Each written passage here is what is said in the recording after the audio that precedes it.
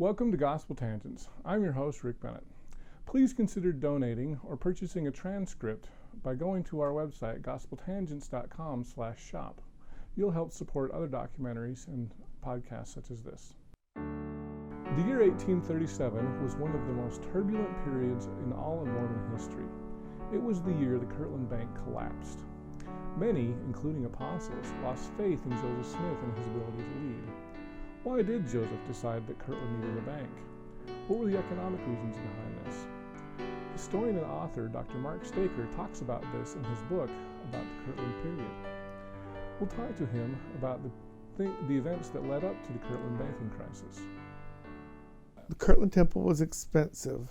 They did everything they could to build this fabulous structure that was well beyond their means, but a lot of people donated to it. They had contributions continuing to come in. Even non-members donated to it because they wanted to contribute to this. Oh, wow. I didn't know that non-members contributed. So they had, by the time they finished the temple, it was already halfway paid for. Now, getting exact figures, because we don't have the ledgers, and exactly how much came in, how much went out. We can only approximate based on things that were said or written down at the time, or some later reminiscences. But it looks like they were in very good position. They may have owed $20,000 or less on this structure. But they were interested in paying it off. They wanted to get the debt out. More interested in building Kirtland as a community. They wanted people to come in, and while they're paying it off, they're going to continue to expand the community. They have a lot of property that they are then turning around to sell to people, dividing it up into smaller segments and selling it. Property all over the region is just going through this phenomenal boom growth. An economic boom in terms of prices are skyrocketing.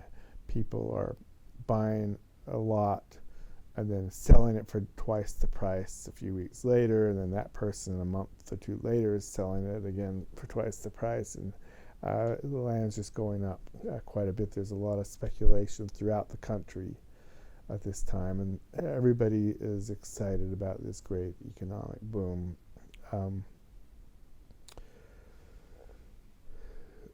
They could have easily paid off the temple if they had, just waited for a while, and they may have actually been able to, to pay it off almost immediately if they had just drawn on resources. But they're looking to grow the community, and so it's not just a temple debt that they're trying to address as much as it is that they want to expand the community. They want to get in on all this growth that's happening all over the country, and everybody's getting excited.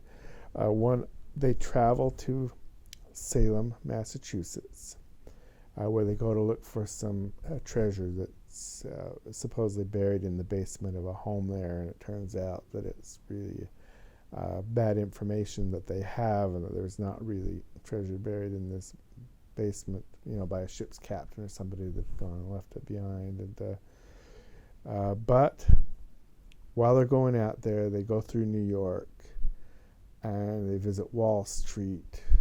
They see these trains, they see all this industry going on, and Oliver Cowdery's writing back these letters and suggesting that banking is something of interest, and exactly how that congeals in their minds, what it is that they plan on doing, what is it that they see that leads them to this decision. They come back with the idea that they need to have a bank in Kirtland, and they need to be able to print their own money and to do their own things, and it will foster this growth.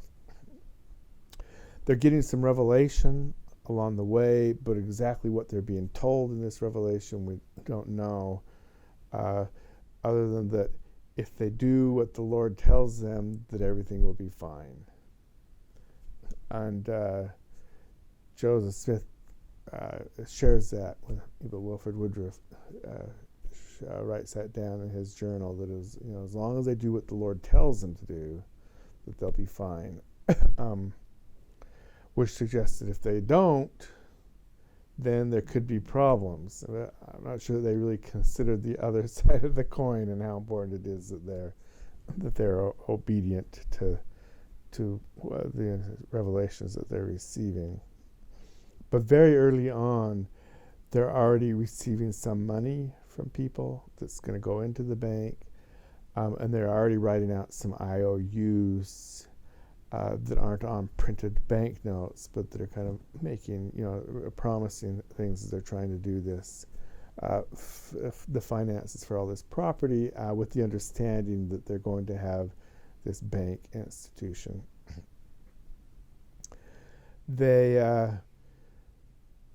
Oliver Cowdery gets the printing plates so that they can print banknotes, and they begin doing that.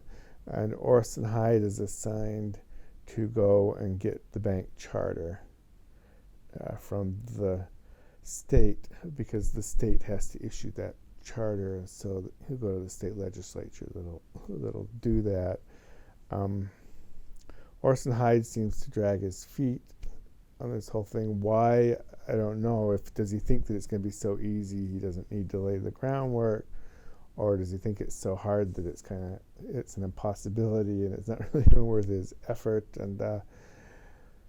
But initially they don't get that bank charter, and their representatives, their elected representatives, are anti-Mormons, and they are both connected with the Bank of Geauga, which is the largest bank right there in the area. So naturally they're not going to want to create a competitor to them, and this would be their competition, and so that would hurt themselves financially.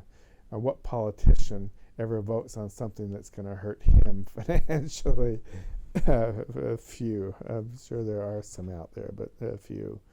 So they go through somebody else, and it takes some time, to get this other person to take their proposal through and work to get a bank charter. Let me ask you a question there. So why do you think these, besides the competition makes a lot of sense, but why were they anti-Mormon in the first place? Well, those questions are always really difficult to answer for any of us. There are clear economic factors at play. They've been hurt financially, and so it can be economic interests, and I tend to kind of look at those as being motivators. I suspect that there are other things involved as well, but I can't tell you. Because I know it seems like Joseph Smith was really, that was his big thing. Oh, they're anti-Mormons. So I was just wondering, was it like Dr. Hurlburt, where his sister joined and he got mad, or whatever? Well, yeah, they tended to look at things, as being anti-Mormon or pro-Mormon, and you could kind of break those down as into, motivating factors. I tend to look at the economic factors, which are relevant in this case. That there were economic competitions that motivated these individuals, so that they had competing in financial interests. Okay. I'm sure other things probably played a role as well, but one of their close associates, Grandison Newell, he was kind of let out in all of this opposition to the bank. He was on the board of directors of the Geauga Bank with them, but he also had business interests in Kirtland that may have been influenced by them and the Latter-day Saints in various ways. Anyway, while this charter issue is trying to work its way through the legislature, they're already going forward because they have money, they've printed it, they're pushing their institution forward. There are lots of institutions all over northeastern Ohio doing exactly the same thing. They aren't unique, and they're not even unusual. It's very typical. What they're doing is just as common as can be. Every community is doing exactly the same thing because they're all trying to get in on this. There are, on some of these early banknotes, for one day they stamp anti-banking company. Is there's some concern that maybe they won't get the charter, but I think it's more that they're trying, until the charter comes, they're trying to make sure that they follow the law. I don't think that there was ever really much of an interest in calling this the anti-banking company. That's often picked up by historians later on and made as a big deal, but at the time they don't. I find no historical references to it as the anti-banking company other than these banknotes. It's the Kirtland Safety Society or the Kirtland Bank, but the Kirtland Safety Society is what they're calling the organization, and it's using similar language. There are other safety societies out there, and what it suggests is it's more kind of a working man's bank.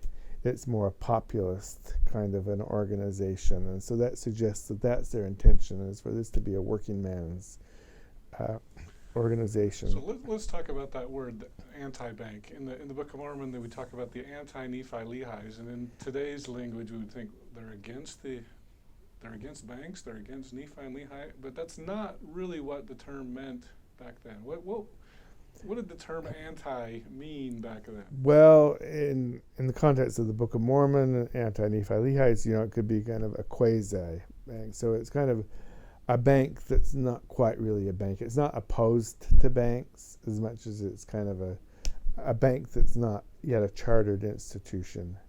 And so, did they mean that in this? I don't know. I don't know what they leave absolutely no historical record as to why that's attached to those banknotes. So is that what we would say? It's a quasi bank. If Joseph Smith were starting this today, he'd call it a quasi bank, maybe. Yeah, or a credit union.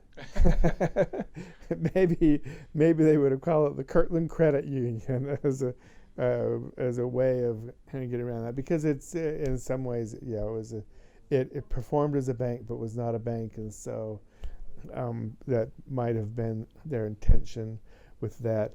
They had banking elements. They had a board of directors.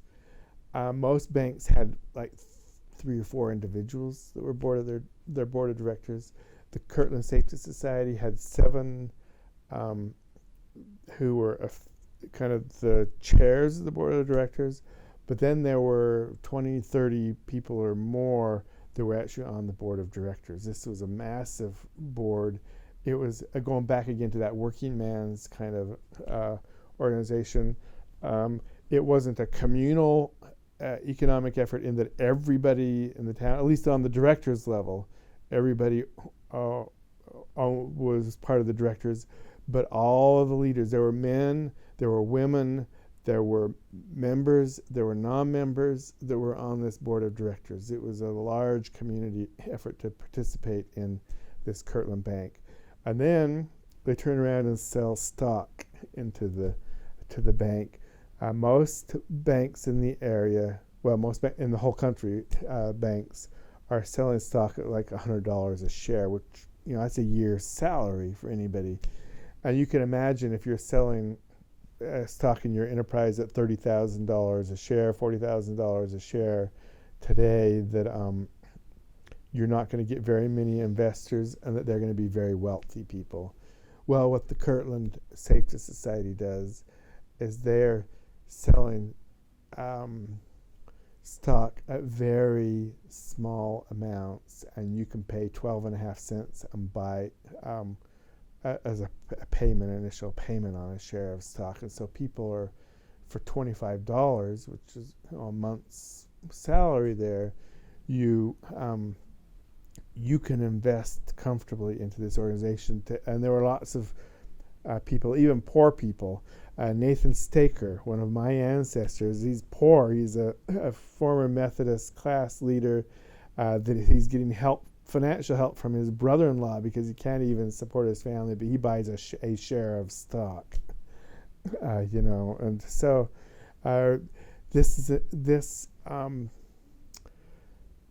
I see this as a different model than what's going on in Missouri, where people are all consecrating all their property and getting back a portion. This is a different way of getting at that communal organization and building that city of Enoch by allowing everybody to become part of this financial institution that will then help earn money for everybody and help everybody to kind of lift everybody up together, but also allow everybody to borrow money to build homes and to buy property. And so this is a way of building up the whole community as a whole, allowing everybody to benefit and be part of it. And that's how the Kirtland Safety Society starts out. I hope you enjoyed part 1 of our discussion about the Kirtland banking scandal.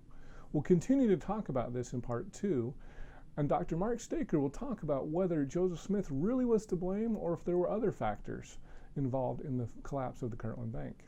There's Grandison Newell.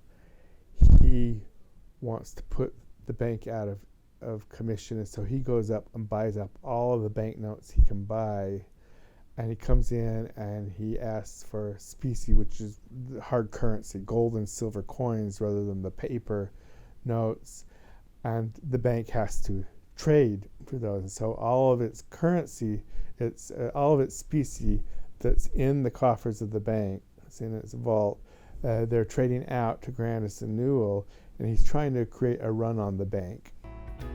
We hope you'll come back and listen to part 2. Click here to subscribe, click here for a transcript, and over here you'll see some other videos that we've done here on YouTube.